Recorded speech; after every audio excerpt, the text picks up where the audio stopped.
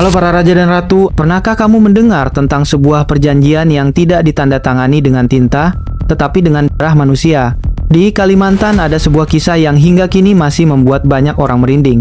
Kisah tentang batu petahan. Sebuah batu yang dipercaya menjadi saksi lahirnya persaudaraan antara masyarakat Dayak dan Banjar. Banyak orang mengenal ungkapan Dayak dan Banjar Bading Sanak, artinya bersaudara. Namun sedikit yang tahu dari mana hubungan itu bermula. Menurut cerita yang diwariskan turun-temurun, semuanya berawal ketika Pangeran Adipati Antakusuma dari Kesultanan Banjar diterima oleh masyarakat Dayak Arut. Tetapi penerimaan itu tidak diberikan begitu saja. Ada satu syarat yang harus dipenuhi. Rakyat Dayak tidak boleh diperlakukan sebagai budak.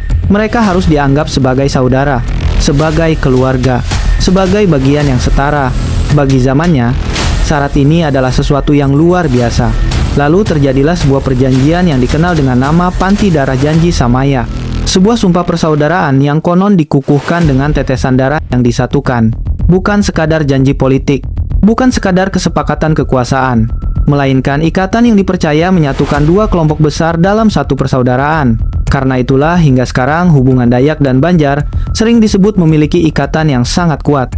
Namun bagian paling misterius dari kisah ini justru datang setelah perjanjian itu dilakukan.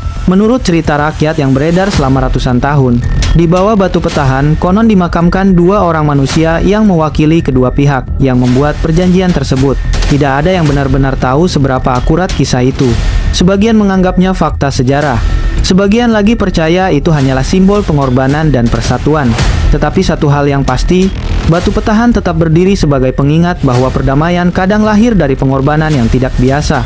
Dan hingga hari ini, kisah Panti Darah Janji Samaya masih menjadi salah satu cerita paling misterius dalam sejarah Kalimantan. Pertanyaannya, apakah perjanjian darah itu benar-benar terjadi seperti yang diceritakan? Ataukah ada rahasia lain yang belum pernah terungkap hingga sekarang? Tulis pendapatmu di kolom komentar. Saya Ahmad Raja izin sign out, sampai bertemu di misteri selanjutnya.